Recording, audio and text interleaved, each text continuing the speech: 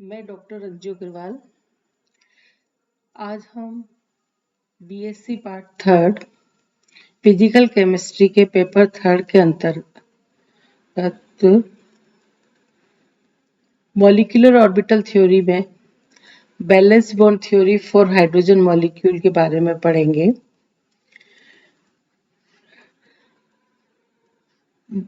जैसा कि हमने अब तक पढ़ा है कि सहसंयोजक बंध जब बनता है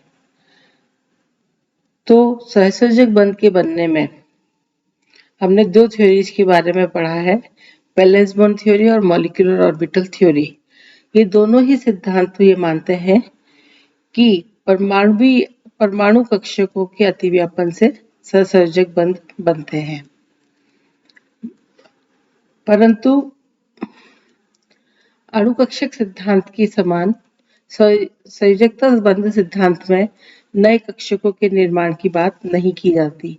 यानी कि मॉलिक्यूलर ऑर्बिटल थ्योरी में ये माना जाता है कि जो नए बनने वाले ऑर्बिटल्स हैं उन्हें हम मॉलिक्यूलर ऑर्बिटल्स कहते हैं, जबकि संयोजकता बंध सिद्धांत में इस तरह के किसी ऑर्बिटल का निर्माण की बात नहीं की जाती।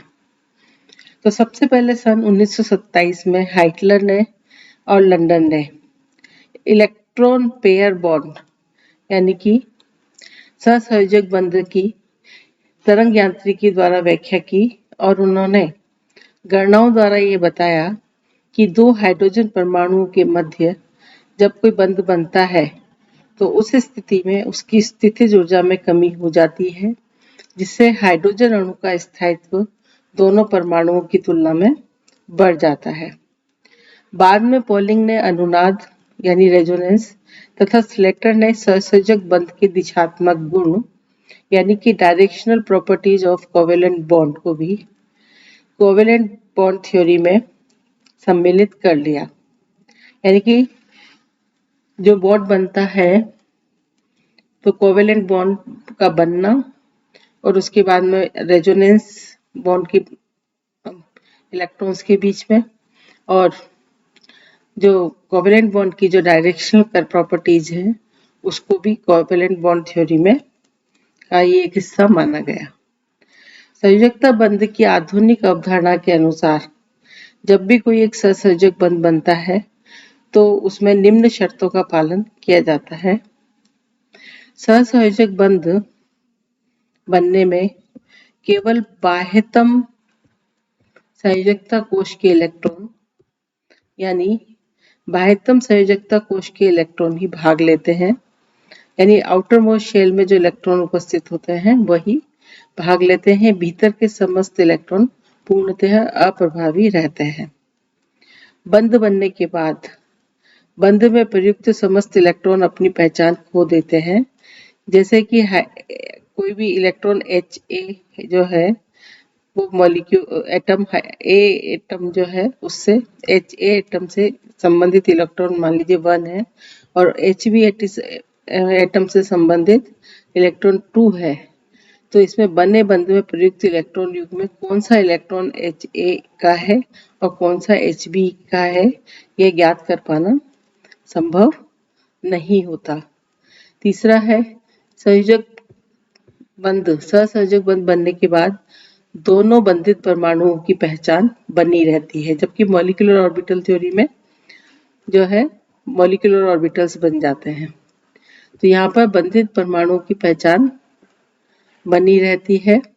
बंधित परमाणुओं के मध्य के बंधी इलेक्ट्रॉनों का दोनों परमाणुओं के मध्य आदान प्रदान होता है। यानी कि दोनों का जो है दोनों से ही बंधित होते हैं इलेक्ट्रॉन, जो है बंधी इलेक्ट्रॉन दोनों ही परमाणु से संबंधित होते हैं। वस्तुतः संयोजकता बंध सिद्धांत से काफी पहले हाइटलर और लंदन ने हाइड्रोजन अणु के लिए इलेक्ट्रॉन युग्म बंध की क्वांटम यांत्रिकी गणनाएं की और उन गणनाओं के आधार पर मान लीजिए जो हाइड्रोजन के दो एटम हैं Ha और Hb, यानी कि दोनों मिलकर युग्म बनाएंगे, तो यहाँ पर जब दोनों हाइड्रोजन एटम जब एक दूसरे से अनंत दूरी पर हैं तो उनका Hamiltonian H cap equal to Ha cap first plus Hb two cap H Hb cap 2 इस इक्वेशन द्वारा बता सकते हैं। इन दोनों में विद्यमान दोनों इलेक्ट्रॉनों के संयुक्त त्वरण फलन phi1 equal to 1 psi SA1 plus 1 psi B 2 के बराबर होगा। यानी इस इक्वेशन से हम संयुक्त तरंग फलन को बताते हैं, इलेक्ट्रॉनों के तरंग फलन को। जब ये दोनों परमाणु परस्पर जुड़कर हाइड्रोजन अणु का निर्माण करते हैं तो परमाणु इकाइयों का उपयोग करते हुए इनके हैमिल्टोनियन होंगे H cap equal to this. यहाँ पर इसके द्वारा हम बता सकते हैं half minus half delta 1 square minus half delta 2 square minus 1 upon RA1 minus 1 upon RB1 minus 1 upon RA2 minus 1 upon RB2 plus 1 upon R12 plus 1 upon R। तो यहाँ पर इसके लिए जो हैमिल्टोनियन है जो कि 1 upon 2 lambda 1 square minus 1 upon RA1 ये बराबर होगा HA1 केप के प्लस HB केप 2 जो है इसका हैमिल्टोनियन होगा 1 upon 2 delta 2 square minus RB1 1 जो है इसके बराबर होगा और प्लस H डैश जो है वो है 1 upon RA2 minus 1 upon RB1 plus 1 upon R12 plus 1 upon R। तो 1 अपॉन RA2 जो है इस डायग्राम को देखें तो जो हाइड्रोजन जो दो एटम है Ha और Hb उनके मध्य कार्यरत बल। तो यहाँ हम देखते हैं कि दोनों परमाणु के नाभिक जो है आपस में जुड़े हुए हैं तो दोनों पर सेम चार्ज होगा तो उनके बीच में प्रतिकर्षण बल लगेगा जिसे कि हम 1 अपॉन R द्वारा बता सकते हैं। इसी तरीके से दोनों इलेक्ट्रॉन है 1 और 2 इनके बीच में जो प्रतिकर्षण होगा इसको हम 1 अपॉन R12 से बता सकते हैं। अब यहाँ पर Ha नाभिक जो है वो सेकंड इलेक्ट्रॉन मतलब Hb परमाणु के इलेक्ट्रॉन 2 से के द्वारा आकर्षित होगा तो इसे हम 1 अपॉन Ra2 से बताएंगे। और जब Hb एटम का नाभिक जब Ha एटम के इलेक्ट्रॉन द्वारा आकर्षित होगा तो इसको हम जो है 1 अपॉन RB1 द्वारा बता सकते हैं। तो ये जो है दो तो जो है जो क्वांटिटीज हैं ये अट्रैक्शन को बता रही हैं जबकि ये दो बाद वाली रिपल्शन को बता रही हैं। तो ये H डैश केप जो है वो इसके बराबर होगा। इसको हम इस तरीके से भी समझ सकते हैं। मान लीजिए A और B दोनों है H एटम का नाभि A है यहाँ पर और Hb एटम का नाभि B है। अगर मान लीजिए A के नाभिक से उसके इलेक्ट्रॉन की दूरी RA1 से बताएं। यहाँ पर ये इलेक्ट्रॉन है और इसका B एटम का इलेक्ट्रॉन इलेक्ट्रॉन जो है 2 यहाँ पर है। तो अगर इसको हम इस डिस्टेंस A से E1 के बीच की दूरी RA1 है, इसी तरीके से B से इलेक्ट्रॉन की E2 की दूरी RB2 है और A की E2 से दूरी RB1 है, ये RA2 है और B की इलेक्ट्रॉन 1 से दूरी RB1 है और दोनों न्यूक्लियस के बीच की दूरी R है और इनके 1 और 2 इलेक्ट्रॉन के बीच की दूरी 1 अपॉन R12 है।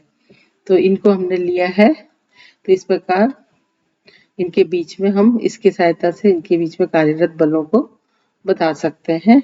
तो जब यहाँ पर अट्रैक्शन को इसके द्वारा हम बता सकते हैं, फोर्स ऑफ अट्रैक्शन को अपोजिट चार्जेस के बीच में और रिपल्शन को हम इन दोनों से बता सकते हैं। और डेल्टा 1 स्क्वायर इलेक्ट्रॉन 1 के लिए और डेल्टा 2 स्क्वायर इलेक्ट्रॉन 2 के लिए लैप्लेसियन ऑपरेटर है यहाँ पर। तो जब दो व्यक्तिगत हाइड्रोजन परमाणु मिलकर एक हाइड्रोजन अणु बनाते हैं तो हाइड्रोजन अणु का तरंग फलन होगा psi1 equal to psi a1 psi b2। तो हाइड्रोजन अणु के बनने के बाद दोनों हाइड्रोजन की संयोजकता इलेक्ट्रॉन 1 और 2 में कोई भेद नहीं होता। तो इसके लिए वेव इक्वेशन को हम, यह हाइड्रोजन अणु बनने के पहले वेव इक्वेशन है और वेव फंक्शन है, और ये मॉलिक्यूल बनने के बाद, मतलब कोवेलेंट बॉन्ड बनने के बाद या मॉलिक्यूल बनने के बाद में जो है इसका वेव फंक्शन है। अब इन दोनों तरंग फलनों के रेखीय संयोग से हाइड्रोजन अणु का वास्तविक तरंग फलन प्राप्त किया जा सकता है। तो यहाँ पर psi equal to a1 psi1 plus psi2 a2 psi2। यहाँ पर a1 और a2 जो है मिक्सिंग पैरामीटर्स हैं, और psi1 और psi2 के मान रखने पर हमें ये इक्वेशन प्राप्त होगी। और psi1 इक्वल टू, ये हम इसको इस तरीके से भी लिख सकते हैं। तो यहाँ पर a1 और a2 पैरामीटर के मान हैं, जिनके मान ऊर्जा के निम्नीकरण से ज्ञात कर सकते हैं। इस प्रकार के फलन को हाइटलर लंडन फलन कहते हैं। ऊर्जा E के मान निम्न समीकरण में रखने पर, है ना, तो हाँ, प्राप्त कर सकते हैं। तो यहाँ पर साई की वैल्यू हम यहाँ से रख सकते हैं, यहाँ से। तो साई एच के psi d tau upon integration of psi H cap psi d tau upon integration of psi square d tau. यहाँ पर साई का मान जो है इस इक्वेशन से हम इस इक्वेशन में रखेंगे तो हमें इस तरह की सेक्युलर इक्वेशंस हमें मिलेंगी, जैसा कि हमने हाइड्रोजन मॉलिक्यूल आयन में पढ़ा था। और दीर्घकालिक जो डिटर्मिनेंट्स समीकरणें हमें प्राप्त होती हैं, ये प्राप्त होगी। तो जहां पर ये जो है H11 की वैल्यू और H22 की वैल्यू इसके बराबर होगी, H12 की वैल्यू इसके बराबर और H21 की वैल्यू इसके बराबर होगी। और इसके अलावा S की वैल्यू जो, और एस स्क्वायर की वैल्यू ये होगी। तो यहाँ पर 82 जो है इसमें क्वाड्रेट या वर्ग चाली का समीकरण है। इसके दो मूल होंगे E प्लस E माइनस, यानी हमने निम्नतर अवस्था की ऊर्जा और उच्चतम अवस्था की ऊर्जा स्तर, उनकी ऊर्जाएं जो है इस तरह से होंगी, तो जैसा कि हमने हाइड्रोजन मॉलिक्यूल आयन के लिए निकाला था, उसी प्रकार से हम इन समीकरणों को हल करेंगे तो हमें ये दो इक्वेशंस मिलेंगी। तो अब इसमें सामान्यीकरण समीकरण 81, ये जो इक्वेशन थी सेक्युलर इक्वेशन जो हमें मिली थी, इसमें नॉर्मलाइजेशन कंडीशन लगाकर A1 और A2 के मानों को ज्ञात किया जा सकता है।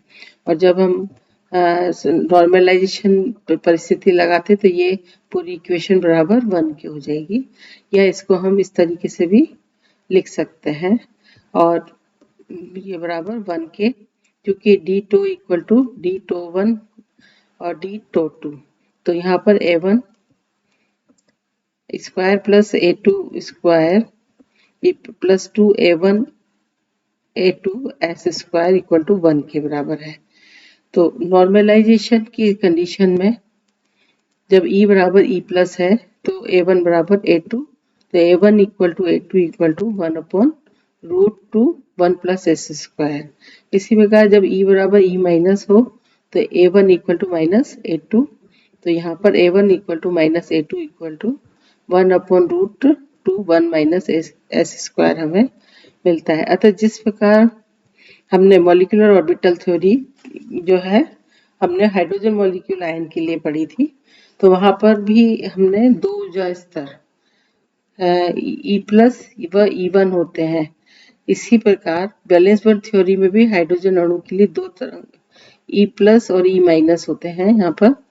उसी तरीके से हाइड्रोजन मॉलिक्यूल के लिए दो तरंग फलन ऊर्जा स्तर ई प्लस और ई माइनस के अनुरूप होंगे और इलेक्ट्रॉनिक स्थिति के अंतर परिवर्तन से साई प्लस फलन सममित होता है और जबकि साई माइनस फलन जो है एंटीसिमेट्रिक होता है। तो A1 और A2 के मान समीकरण 79 जो है ऊपर जो थी उसमें रखने पर साई प्लस और साई माइनस को हम कैलकुलेट कर सकते हैं, जो कि साई प्लस का मान ये प्राप्त होता है और साई माइनस का मान इस इक्वेशन के अनुरूप प्राप्त होगा और जो साई प्लस माइनस बराबर इस इक्वेशन के बराबर होगा। तो इस प्रकार तरंग फलन से साई प्लस माइनस जो है इससे हम ऊर्जा को कैलकुलेट कर सकते हैं। तो यहाँ पर ऊर्जा E equal to integration of psi star plus minus 1 psi के H psi plus minus D lambda. तो E इक्वल टू यहाँ पर ये इस इक्वेशन के बराबर होगा और यहाँ पर या इसको हम इस तरीके से भी लिख सकते हैं।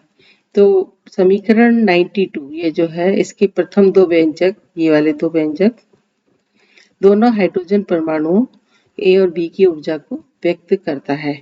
तो यहाँ पर E plus minus equal to 2EH plus integration of psi star plus minus H psi plus minus D lambda होगा।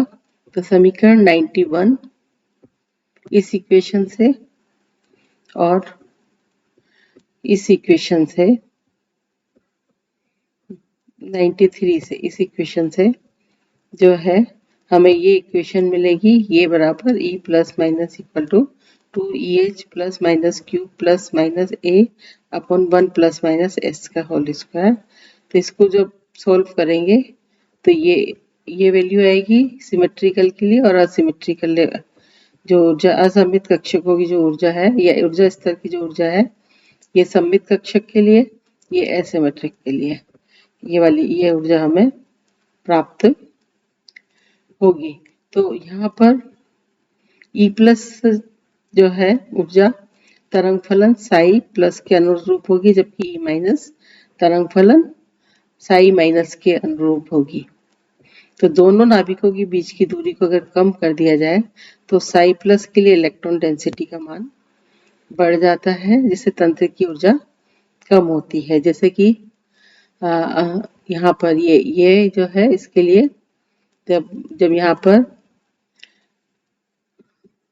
हम कह रहे हैं कि E प्लस तरंग फलन साई प्लस के अनुरूप होता है, तो यहाँ हम ऊर्जा E प्लस के बारे में बात कर रहे हैं यहाँ पर। तो इसमें हम जैसे जैसे जो है दोनों परमाणुओं के न्यूनतम मान यानी तंत्र की ऊर्जा दोनों नाभिकों के बीच की दूरी ये R क्या है, इंटरन्यूक्लियर डिस्टेंस है। इनके बीच की दूरी जब कम होती है तो इनके बीच की जब दूरी कम होती जैसे कि हम बॉन्ड डिस्टेंस कहते हैं, अगर कम कर दिया जाए तो ऊर्जा का मान हम देख रहे हैं ये कम हो जाता है और एक निश्चित बिंदु तक ये कम होता रहता है। इस न्यूनतम दूरी को हम बॉन्ड डिस्टेंस जैसे कि हम R0 द्वारा बताते हैं, इसे हम बॉन्ड डिस्टेंस कहते हैं। और हाइड्रोजन अणु के लिए इसका मान लगभग R0 बराबर 0.80 एमस्ट्रॉन्ग आता है, जबकि इसका प्रायोगिक मान 0.47 एमस्ट्रॉन्ग होता है। इसी प्रकार ऊर्जा जो है इस डायरेक्शन में जो ऊर्जा है वो इस बिंदु पर जो है 303 किलो जूल पर मोल है, अर्थात हाइड्रोजन अणु के बनने में इतनी ऊर्जा मुक्त हुई है, अतः यह हाइड्रोजन अणु की बंद ऊर्जा का E0 कहलाती है। और हाइड्रोजन अणु को अगर इतनी ऊर्जा 303 किलो जूल पर मोल उपलब्ध कराई जाए तो यह दो हाइड्रोजन परमाणुओं में वियोजित हो जाता है, अतः इसको इसकी वियोजन ऊर्जा भी कह सकते हैं। और यहाँ पर ये जो है ऊर्जा के धनात्मक मान को धनात्मक मान है, अर्थात जो E0 है यानी कि उसकी तुलना में यानी कि शुद्ध जो हाइड्रोजन एटम है, हाइड्रोजन परमाणु का जो एनर्जी लेवल है उसको E0 से हम बताएंगे। तो यहाँ पर हाइड्रोजन अणु की बंद ऊर्जा जो है वो E0 है। तो यहाँ पर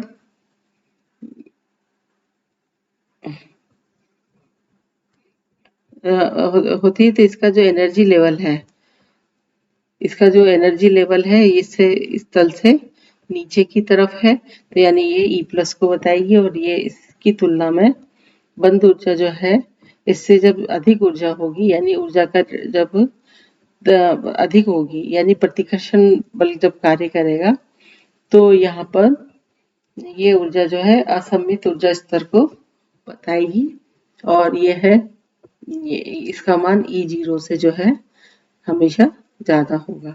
जैसा कि हमने हाइड्रोजन मॉलिक्यूल आयन के लिए भी पढ़ा था कि किस तरीके से E प्लस ऊर्जा का मान हमेशा प्योर हाइड्रोजन एटम से कम होता है, और और जबकि जो असममित ऊर्जा स्तर E माइनस का मान हमेशा E0 से ज्यादा होता है। तो यहाँ पर अंतर्नाभिक की दूरी के साथ ऊर्जा के मध्य का आरेख बताया गया है।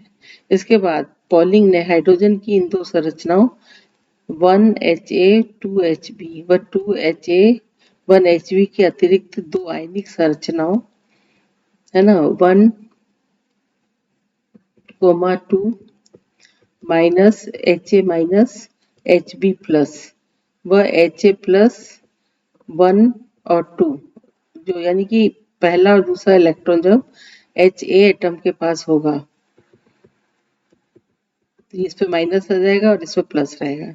इसी तरीके से पहला और दूसरे एटम का इलेक्ट्रॉन जब Hb के पास रहेगा तो Ha पे पॉजिटिव चार्ज और इस पर नेगेटिव चार्ज आएगा, यानी कि दो आयनिक संरचनाएं हमें मिलेंगी।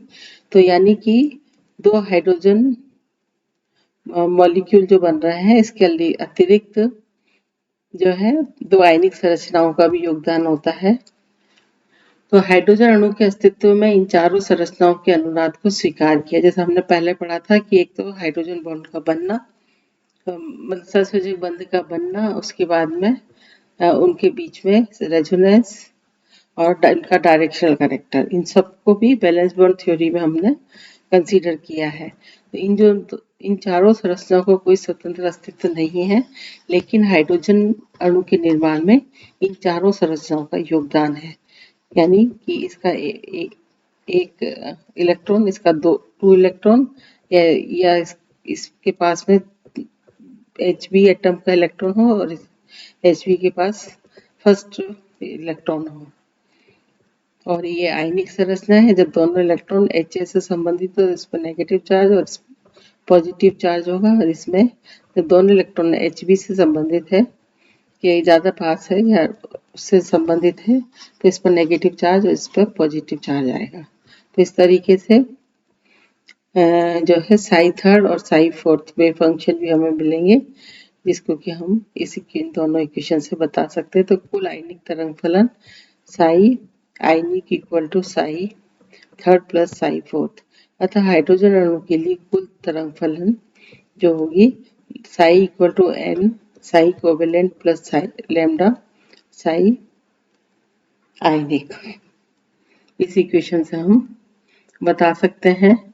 तो जहाँ पर n जो है नॉर्मलाइजेशन फैक्टर है, तो यहाँ पर इसका मान रखने पर साई इक्वल टू n इस इक्वेशन में, तो यहाँ पर हमें एक नई क्वांटिटी हमें मिली है लैम्डा।